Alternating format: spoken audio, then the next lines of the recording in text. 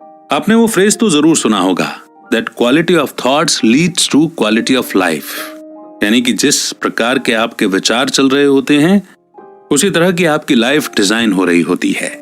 मगर क्या थॉट्स को कंट्रोल करना आसान है? अब मैं सिर्फ इतना सा कहता हूं कि अगर सवाल बना है तो जवाब तो जरूर बना ही है। और जब तक बुक्स है ना इस दुनिया में, तब तक हर सवाल का आंसर मिलता रहेगा। और अगर आपने आज की बुक समरी की लर्निंग को अपनी लाइफ में प्रैक्टिकली इंप्लीमेंट किया ना, तो ये तय रहा कि आपके थॉट्स आपके कंट्रोल में होंगे और जिस तरह के थॉट्स फिर आप जनरेट करेंगे वैसी ही लाइफ आप अपने लिए डिजाइन कर सकेंगे। तो आज की बुक समरी है think straight, change your thoughts, change your life, जिसे लिखा है डेरियस फोरॉक्स ने। डेरियस फोरॉक्स एक ब्लॉगर, पॉडकास्टर और ऑनलाइन टीचर हैं। उन्होंने बिजनेस, प्रोडक्टिविटी और पैसा कमाने के बारे में 7 किताबें लिखी हैं। उनका काम टाइम, एनबीसी और कई पब्लिकेशन पर फीचर हुआ है। आज की ये समरी आपको अपने थॉट्स को कंट्रोल करना और इफेक्टिवली अपनी प्रॉब्लम को सॉल्व करने का तरीका सिखाएगी। इसमें आप प्रैग्मेटिज्म और दुनिया के ग्रेटेस्ट थिंकर्स के बारे में जानेंगे।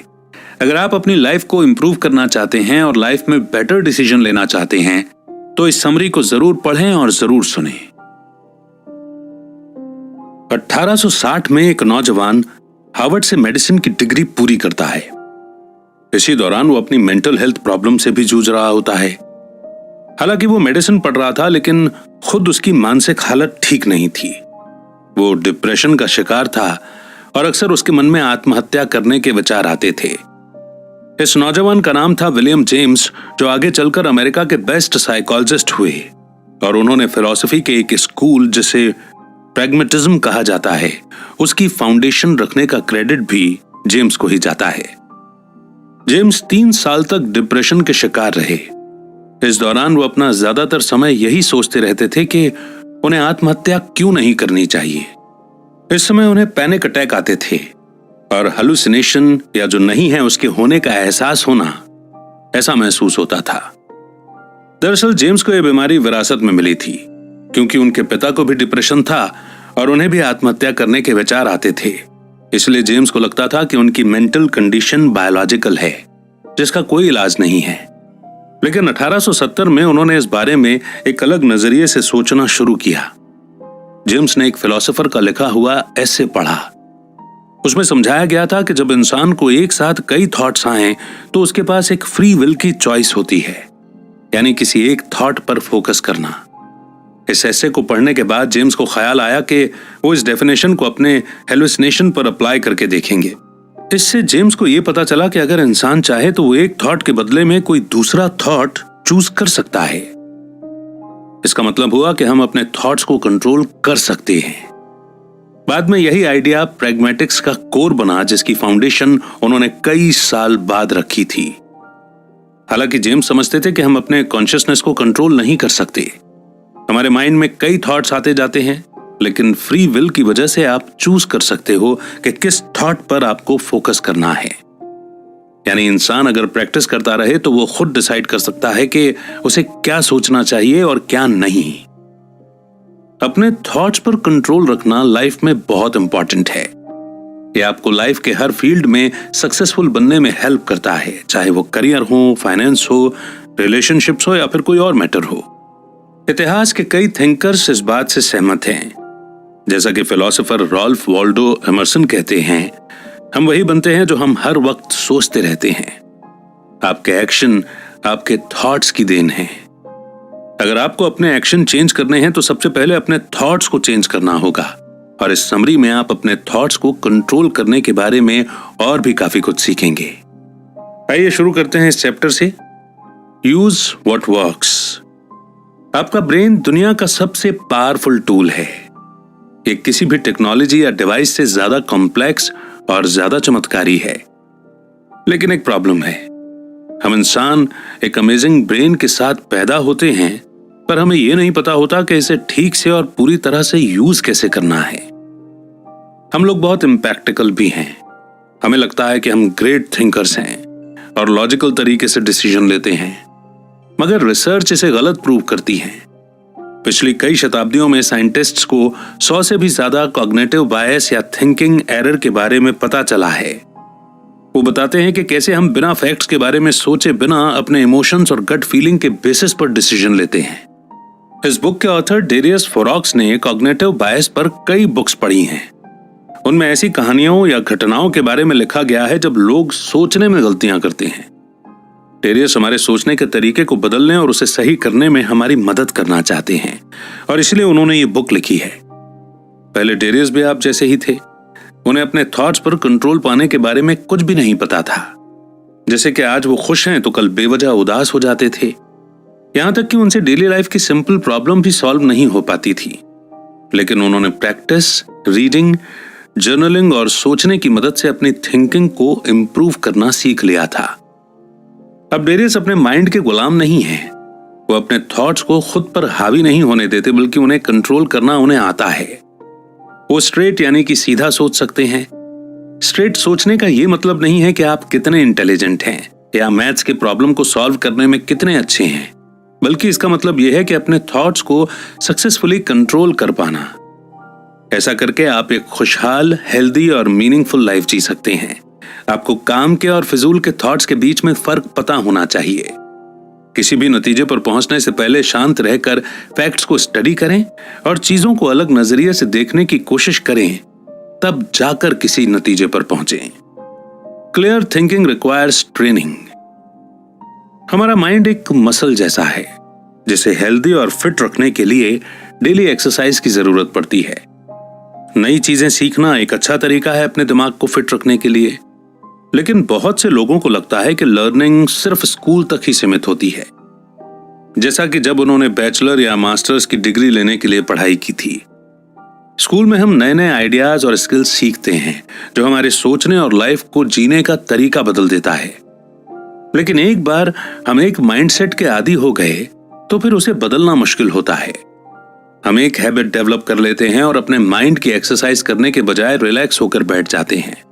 लोग अक्सर कहते हैं कि मुझे अब आराम से बैठकर थोड़ा नेटफ्लिक्स एंजॉय करना है, लेकिन हमें किससे रेस्ट चाहिए? क्या ये ऑफिस के वही रिपीटेटिव टास्क हैं या वही जाने पहचाने से थॉट्स? जब तक वाकई में जरूरत ना हो, हम शायद ही अपना दिमाग लड़ाना पसंद करते हैं। जैसे कि जब हमारे एग्जाम होते हैं तभी हम पढ़ते हैं, वरना तो हम आराम से बैठकर सोचते रहते हैं कि जाने दो, इसका फायदा ही क्या है। वेल, पॉइंट ये है कि आपके माइंड को एक्सरसाइज चाहिए। स्ट्रेट थिंकिंग के लिए प्रॉपर ट्रेनिंग की जरूरत पड़ती है। डेरियस ने एक डायग्राम क्रिएट किया यह दिखाने के लिए कि अनट्रेन्ड माइंड कैसा दिखता है। जब आपके थॉट्स आपके कंट्रोल से बाहर हो जाते हैं तो वो किसी पेपर पर लिखे डार्क और गंदी लकीरों जैसे नजर आने लगते हैं।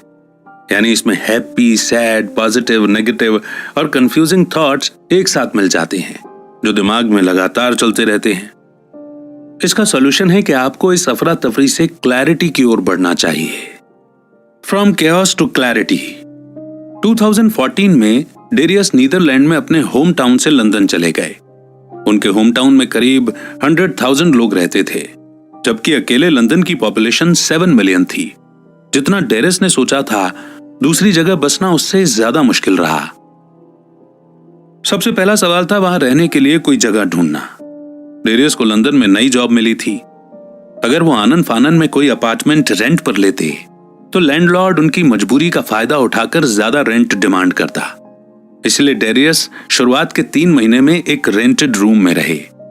कुछ दिनों बाद उन्होंने एक अपार्टमेंट ढूंढना शुरू किया जहां से वो घंटे भर के अंदर अपने ऑफिस पहुंच सकें। लेकिन वैसा कुछ भी नहीं हुआ जैसा डेरियस ने प्लान किया था। उन्हें लंदन आए 2 महीने ही हुए थे कि उन्हें एक सस्ता 1 बेडरूम का अपार्टमेंट मिल गया। उन्होंने रेंटेड अपार्टमेंट छोड़ दिया और अपने मकान मालिक के साथ एग्रीमेंट कर लिया। डेरियस के पेरेंट्स और भाई उनका सामान शिफ्ट करवाने नीदरलैंड से आए, लेकिन डेरियस के पास इतना सामान था ही नहीं। उनकी सारी चीजें उनकी गाड़ी में ही फिट हो गईं। अब बस उन्हें अपने नए घर की चाबी लेनी थी और अपना सारा सामान लेकर वहां शिफ्ट करना था। उसके बाद वो आराम से बैठकर नेटफ्लिक्स देखते हुए चिल कर सकते थे। डेरियस को लगा कि ये सारा काम एक ही दिन में निपट जाएगा, लेकिन ऐन मौके पर उनकी नई मकान मालकिन ने अचानक मन बदल दिया और उस एग्रीमेंट को कैंसिल कर दिया। उसने ये बात डेरियस को उनके शिफ्ट होने से एक दिन पहले ही बताई थी। अब डेरियस के पास रहने का कोई ठिकाना नहीं था। उनका सारा सामान गाड़ी में पड़ा था और उस रात वो अपने पेरेंट्स के होटल रूम में रहे। डेरियस घबराहट महसूस करने लगे थे। उन्हें बहुत टेंशन हो रही थी। डर और डाउट की सिचुएशन में उन्हें कुछ समझ नहीं आ रहा था कि वो क्या करें। इस सब के लिए डेरियस खुद को ब्लेम कर रहे थे, क्योंकि इस वजह से अब उनके पेरेंट्स को होटल छोड़ना पड़ता। लेकिन उन्हें लगा कि वो कुछ ज्यादा ही ड्रामेटिक हो रहे हैं। वो क्लियरली सोच नहीं पा रहे थे। डेरियस खुद पर हंसने लगे, क्योंकि वो छोटी सी प्रॉब्लम का सामना कर रहे थे। अगली सुबह वो एकदम टेंशन फ्री थे और उन्होंने ठंडे दिमाग से सोचना शुरू किया। उन्होंने अपने माइंड को स्ट्रेट सोचने का ऑर्डर दिया। डेरियस अपना माइंड क्योस से क्लैरिटी की तरफ शिफ्ट करना चाहते थे। उन्होंने अपने माइंड को एक डायग्राम के जरिए इमेजिन किया, जिसके लेफ्ट साइड पर बेकार के थॉट्स की टेढ़ी मेढ़ी लकीरें थीं। ये उनके स्ट्रेस, चिंता और कंफ्यूजन से बना था। इसमें से एक एरो राइट साइड की तरफ जा रहा था, जहां एक क्लियर सर्कल था। यह सर्कल सिर्फ एक काम के पर्पस की ओर इशारा कर रहा था। डेरियस को एहसास हुआ कि अगर वो स्ट्रेट थिंकिंग अप्रोच चूज करेंगे तो सॉल्यूशन ढूंढना ज्यादा इजी होगा। तो अब डेरियस ने स्ट्रेट थिंकिंग से कुछ क्लियर डिसीजन लिए। उन्होंने एक हफ्ते अपने रहने के लिए एक एयरबीएनबी बुक करा लिया। बाद में उनकी मकान मालकिन ने उन्हें कॉल करके बताया कि वो उन्हें अपार्टमेंट रेंट पर दे सकती हैं, क्योंकि उसने फिर से अपना डिसीजन चेंज कर लिया है। डेरियस को एहसास हुआ कि वो बेकार में ही इतना स्ट्रेस और टेंशन ले रहे थे। तो ऑथर की स्टोरी एक एग्जाम्पल है हमारी उन कमजोरियों का जो इंसान के अंदर होती हैं। हम तुरंत जज करने लगते हैं, तुरंत कुछ भी मान बैठते हैं और नतीजे पर पहुंच जाते हैं। हम अक्सर गलतियां करते हैं और अपने फैसले बदल देते हैं, लेकिन ये सब एकदम नॉर्मल है। हाँ, अपने थॉट्स पर कंट्रोल ना होना वो नॉर्मल नहीं है। इस तरह के यूजलेस यानी कि बेकार के थिंकिंग एक्सपीरियंस के बाद डेरियस ने खुद को चेंज करने का फैसला किया। उन्होंने अपने माइंड के केओस को क्लैरिटी के साथ बदलना सीख लिया था। डेरियस ने खुद को शांत करना सीख लिया था। वो अपने माइंड में सिर्फ काम के थॉट्स को आने देते थे। तो आगे के चैप्टर्स में वो आपको बताएंगे कि क्लैरिटी कैसे अचीव की जा सकती है। A brief history of thinking. पहले के चैप्टर्स में आपने जाना कि काम के और बेकार के दोनों तरह के थॉट्स होते हैं। सारे थॉट्स इंपॉर्टेंट नहीं होते, इसलिए इनके बीच का फर्क जानना बहुत जरूरी है। मार्कस ऑरेलियस ने एक बार कहा था, यूनिवर्स हमेशा बदलता रहता है और हमारा जीवन हमारे थॉट से बनता है। जरा अपने चारों ओर एक नजर डालिए। आज गैजेट्स ने इंसान को चलते फिरते भूत में बदल दिया है। जॉब्स कम हो रही हैं, सैलरी उतनी ही है, पर कॉस्ट ऑफ लिविंग लगातार बढ़ती जा रही है।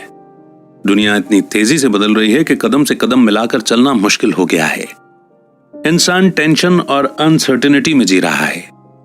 आप खुद से ही पूछते हो कि मैं सरवाइव कैसे करूं, कैसे ज्यादा पैसे कमाऊं, कैसे मैं अपने होशो हवास कायम रखूं।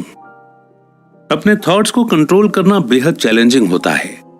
5वीं शताब्दी बीसी से ही दुनिया भर के फिलोसोफर्स इस बात पर सहमत थे कि इंसान का माइंड प्रॉब्लम सॉल्व करने का एक टूल है। आपकी लाइफ की क्वालिटी आपके थॉट्स की क्वालिटी पर डिपेंड करती है। सुकरात, कन्फ्यूशियस, रेने डेस्कार्टेस और विलियम जेम्स, इन सब ने सोचने के इफेक्टिव तरीके बताए थे। ग्रीक फिलोसोफर सुकरात हर चीज पर सवाल उठाया करते थे, यहां तक कि अपने थॉट्स पर भी। जब उन्हें दुनिया का सबसे बुद्धिमान इंसान कहा गया तो सुकरात ने कहा था कि मुझे बस एक चीज का यकीन है कि मैं कुछ नहीं जानता। सच तो यह है कि सुकरात का यह कहना है कि वो कुछ नहीं जानते, ये कहना ही उन्हें बुद्धिमान बनाता है। फ्रेंच फिलोसोफर रेने डेस्कार्टेस 17वीं शताब्दी में इससे भी एक कदम आगे बढ़ गए थे। उन्हें दुनिया की हर चीज पर डाउट था, यहां तक कि खुद के अस्तित्व पर भी। डेस्कार्टेस कहते थे कि मैं सोचता हूं इसलिए मैं हूं। उन्होंने नतीजा निकाला कि उनका अस्तित्व उनके सोचने की वजह से है। डेस्कार्टेस अपने थॉट्स के बारे में सोचा करते थे और उसमें कई तरह के कॉन्ट्राडिक्शन यानी एक दूसरे से बिल्कुल अपोजिट थॉट्स उसमें उन्हें मिले। उन्हें यह एहसास हुआ कि हमें अपने बिलीफ्स के सोर्स पर भी सवाल उठाना चाहिए, क्योंकि हमारे बहुत से बिलीफ्स दूसरों के नजरिए या राय से आते हैं।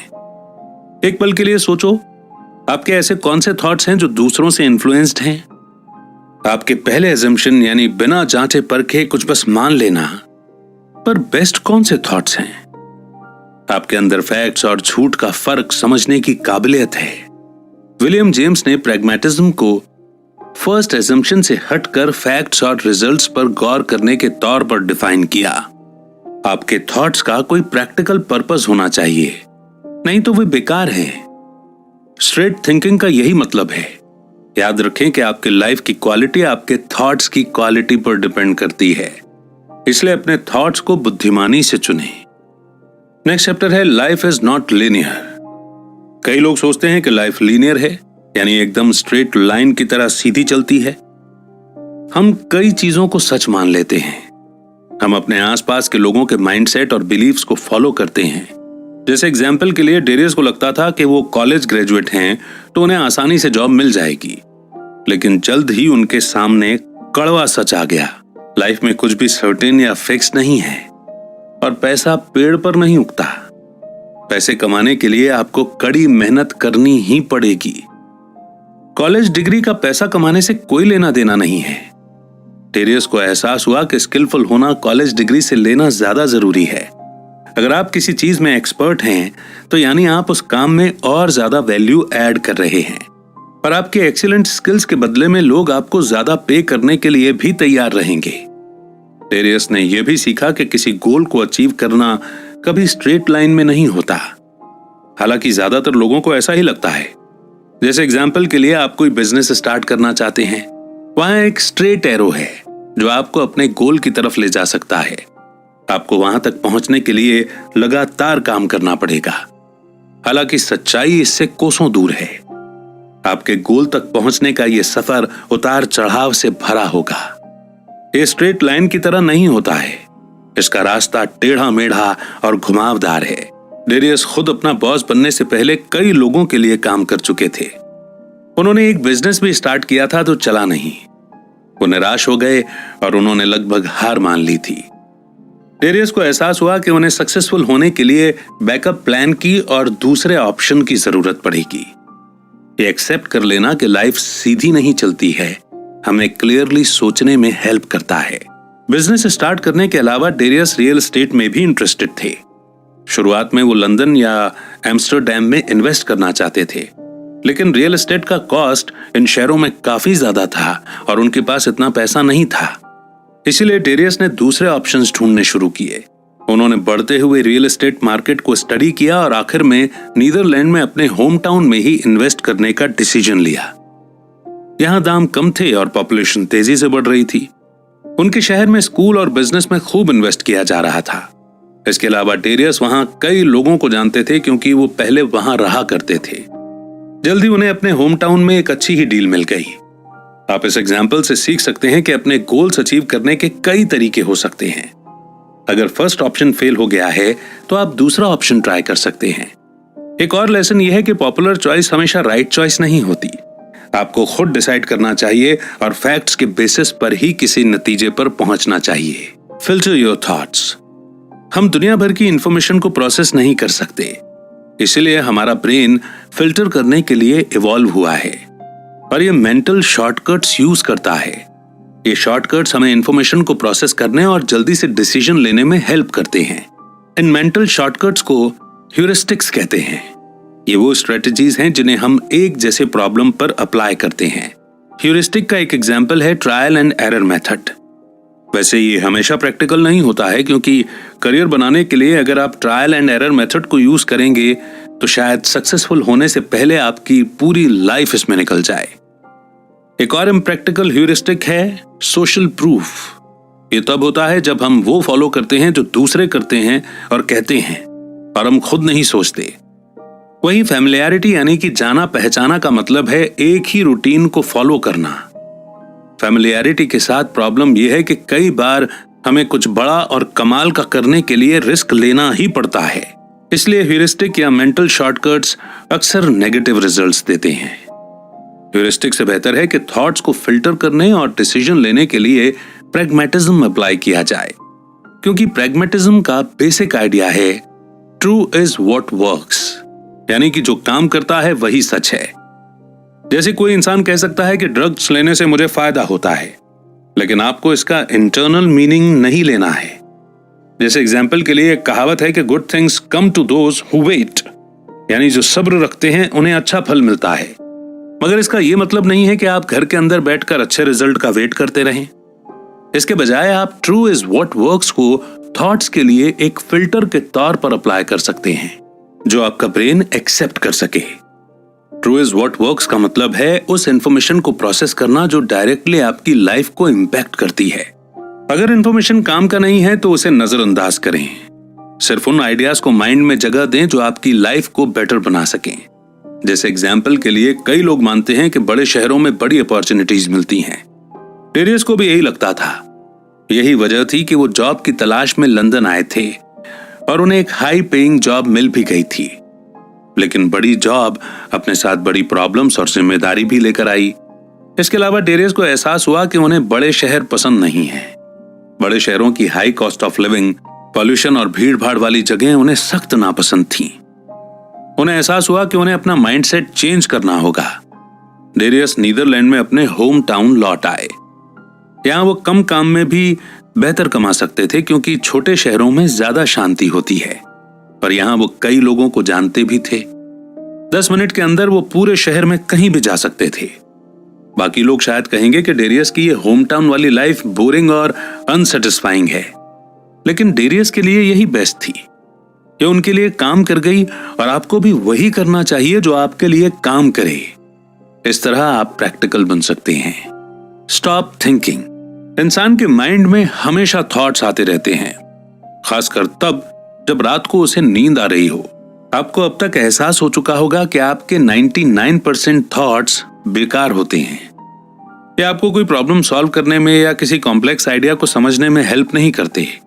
आप शायद अपना ज्यादा टाइम सोचने में गुजारते होंगे, जैसे कि कहीं मैं फेल ना हो जाऊं, कहीं मुझे कैंसर ना हो जाए, कहीं मेरी लाइफ बर्बाद ना हो जाए। लोग सोचेंगे कि मैं एक लूजर हूं, मैं सब कुछ छोड़ देना चाहता हूं। मगर ऐसे थॉट्स का आखिर मकसद क्या है? क्या आपको इस सवाल का कोई जवाब नहीं सूझ रहा? यही तो बात है, इसका जवाब हो ही नहीं सकता। ये बताए गए एग्जाम्पल्स बस बेकार के थॉट्स हैं। ये हमारी कोई मदद नहीं करते, मगर फिर भी हमें ये थॉट्स आते हैं। तो इसका सॉल्यूशन क्या है? सॉल्यूशन बस यही है कि आप इन थॉट्स के प्रति अवेयर रहें। खुद को ब्लेम करने के बजाय इस चीज पर फोकस करें कि कौन से थॉट्स इग्नोर करने हैं और कौन से थॉट्स डिसीजन लेने में काम आएंगे। डेरियस को भी कई सालों तक कुछ छोड़ने या हार मान लेने के फिजूल के थॉट्स आया करते थे। जब वो हाई स्कूल में थे तो वो पढ़ाई छोड़कर कोई काम करना चाहते थे। जब वो बास्केटबॉल खेलते थे तो प्रैक्टिस नहीं करना चाहते थे, इसलिए वो गेम छोड़ना चाहते थे। डेरियस ने अपनी लाइफ में कई बार कुछ न कुछ छोड़ने के बारे में सोचा था। जो चीजें उन्हें पसंद थीं, उन्हें छोड़ने का ख्याल अक्सर उनके मन में आता था। आखिरकार डेरियस को फील हुआ कि बस सब बहुत हो चुका। उन्होंने डिसाइड किया कि वो अब ज्यादा कुछ नहीं सोचेंगे। वो अपने थॉट्स के प्रति अवेयर हो गए और उनसे कहने लगे कि तुम मुझे कंट्रोल नहीं कर सकते। ये सुनने में थोड़ा अजीब लगेगा, पर यह तरीका काम करता है। अपने थॉट्स को कंट्रोल करने के बाद डेरियस पहले से ज्यादा शांत और खुश रहने लगे थे। डेरियस ने हार मान लेने की या कुछ छोड़ देने की इच्छा को डर के तौर पर पहचान लिया था, लेकिन उन्होंने इसके आगे हार मानने से इनकार कर दिया। और वो आपको भी ऐसा ही करने के लिए कहते हैं। नेक्स्ट चैप्टर है inside your control versus outside your control. आप काम के और बेकार के थॉट्स के बीच फर्क कैसे करेंगे? तो चलिए हम आपको एक सिंपल सा रूल बताते हैं। काम के थॉट्स उन चीजों के बारे में होते हैं जिन्हें आप कंट्रोल कर सकते हैं। ये रूल ऑटोमेटिकली आपके 99% थॉट्स को रिजेक्ट कर देगा, क्योंकि लाइफ में बहुत कम चीजें हमारे कंट्रोल में होती हैं। एक डायग्राम को इमेजिन कीजिए कि एक बड़ा सर्कल है जो आपकी लाइफ को दिखाता है। इसके अंदर एक और छोटा सा सर्कल है। इस छोटे सर्कल के अंदर जो चीजें हैं वो आपके कंट्रोल में हैं, और उसके बाहर जो कुछ है वो आपके कंट्रोल से बाहर है। इसीलिए हमेशा इस छोटे सर्कल पर फोकस करो। इसमें आपके एक्शन, इच्छाएं और इरादे आते हैं। बेकार के थॉट्स का कोई पर्पस नहीं होता है। और वो उन चीजों के बारे में होते हैं जो हमारे कंट्रोल से बाहर होती हैं, जैसे कि हमारा पास्ट। जब तक आप अपनी गलती से सबक नहीं ले लेते, बार बार पास्ट के बारे में सोचना बेकार होगा। सेम यही चीज फ्यूचर के बारे में सोचकर परेशान होने पर भी अप्लाई होती है। काम के थॉट्स दो टाइप के होते हैं। फर्स्ट है प्रॉब्लम्स के सॉल्यूशन ढूंढना। दुनिया की कोई भी प्रॉब्लम हो, आपका ब्रेन उसका कोई ना कोई सॉल्यूशन निकाल ही लेगा।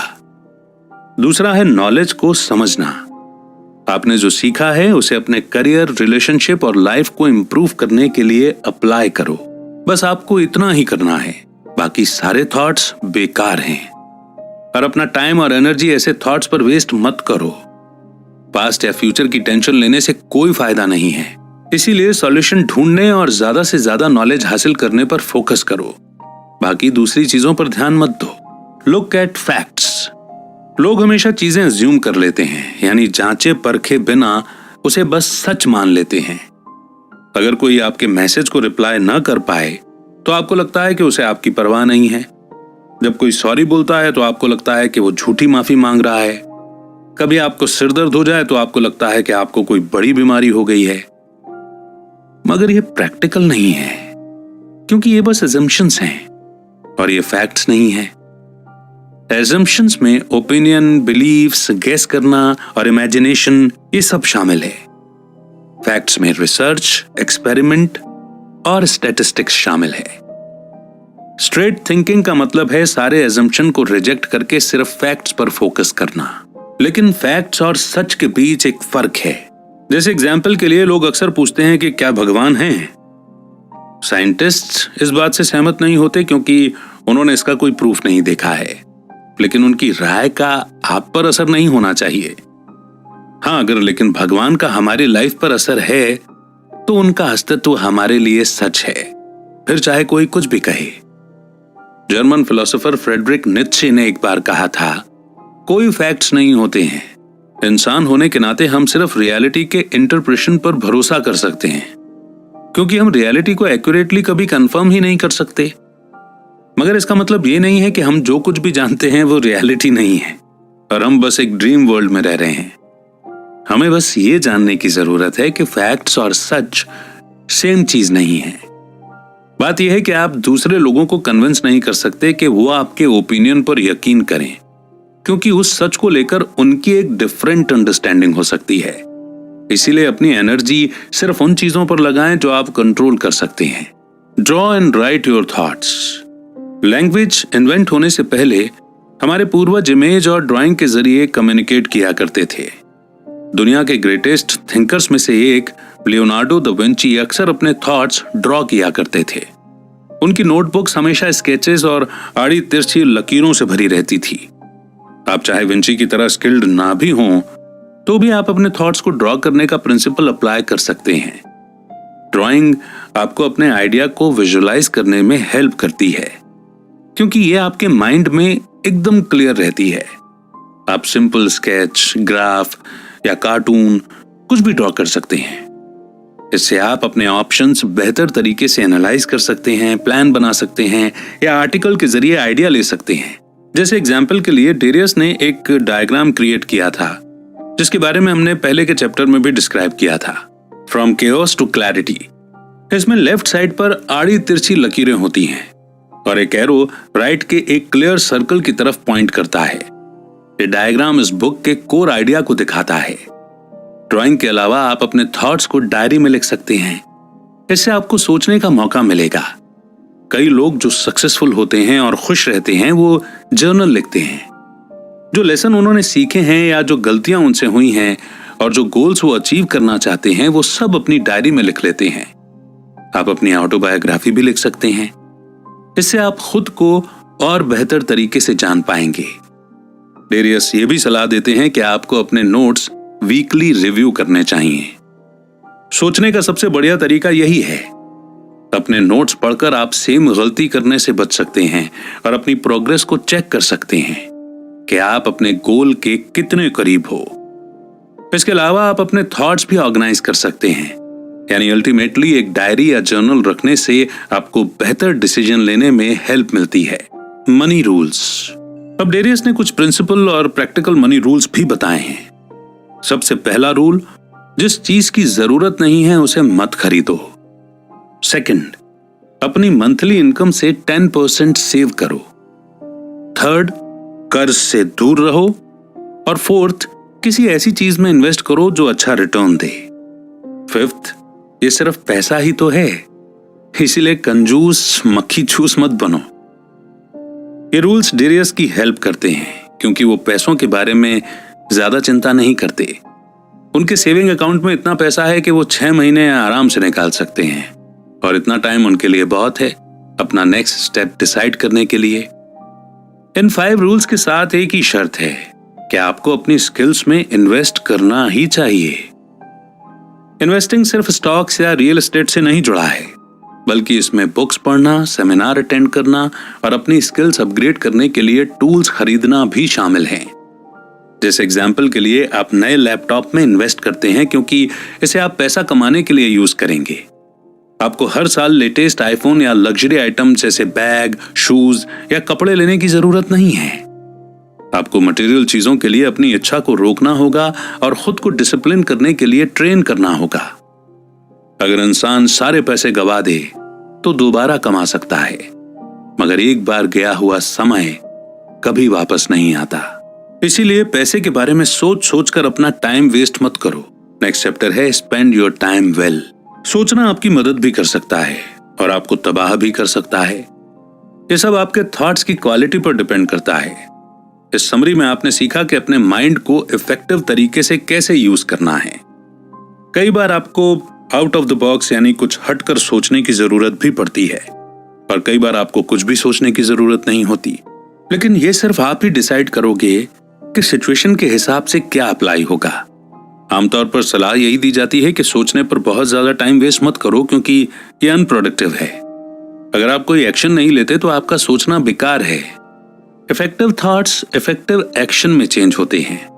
इसमें ये थॉट्स भी शामिल हैं कि अपनी लाइफ को कैसे इंप्रूव किया जाए, अपना बिजनेस ग्रो कैसे किया जाए, प्रॉब्लम्स कैसे सॉल्व की जाएं, कैसे न्यू आइडियाज क्रिएट किए जाएं और कैसे अपनी फैमिली के साथ क्वालिटी टाइम बिताया जाए। प्रैक्टिकल थिंकिंग के लिए हार्ड वर्क और डिसिप्लिन की जरूरत होती है और बाकी स्किल्स की तरह ही इसमें भी आपको डेली प्रैक्टिस करना होगा। मगर हर सिचुएशन एक मौका है अपनी प्रैक्टिकल थिंकिंग को ट्रेन करने का। अगर आप ऐसा नहीं करेंगे तो आप बेकार के थॉट्स जैसे शिकायत करना या खुद पर तरस खाना वगैरह पर अपना टाइम वेस्ट करेंगे। कई बार आप इतनी टेंशन लेने लगते हो कि लाइफ की छोटी छोटी खुशियां एंजॉय करना भूल जाते हो। क्या आपने आज सुबह का उगता हुआ सूरज देखा था? क्या आपने अपनी कॉफी स्मेल की? अगर जवाब नहीं है तो टाइम है अपने थॉट से बाहर निकलने का और अपने प्रेजेंट मोमेंट को एंजॉय करने का। नेक्स्ट चैप्टर है इनर काम।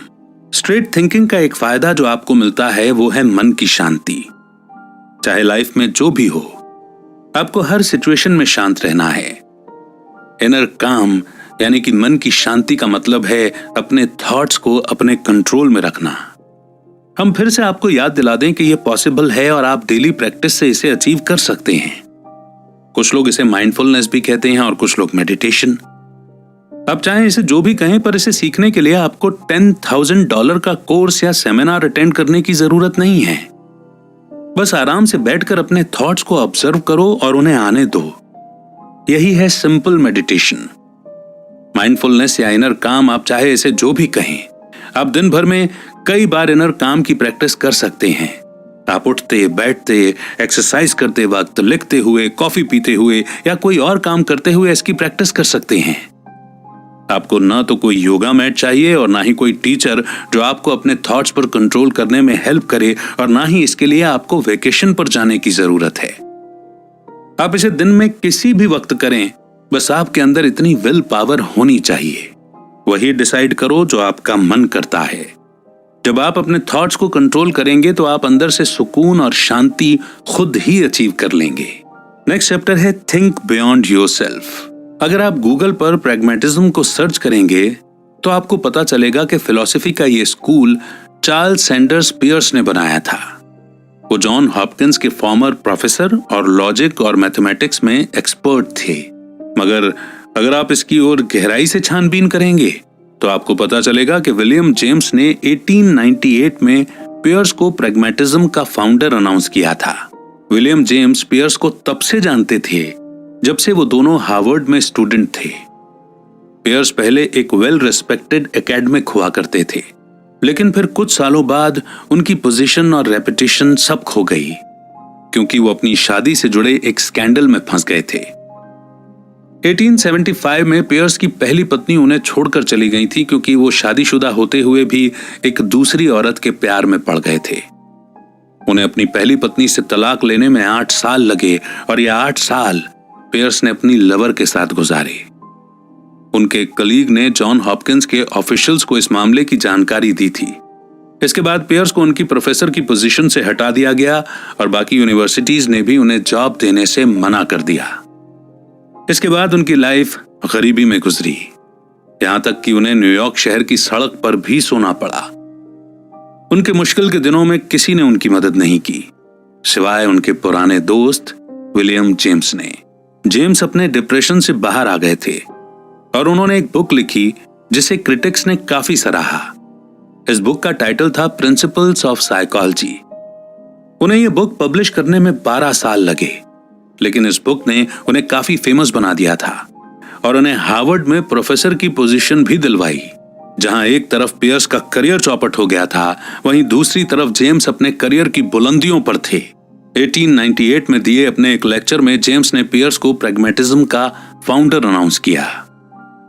जेम्स का मानना था कि साइंटिस्ट अपना टाइम थ्योरीज और एब्स्ट्रैक्ट आइडिया पर वेस्ट करते हैं, जिसका लोगों की लाइफ में कोई इंपैक्ट नहीं पड़ता। प्रैग्मेटिज्म कहता है कि आपके आइडिया की प्रैक्टिकल वैल्यू होनी चाहिए।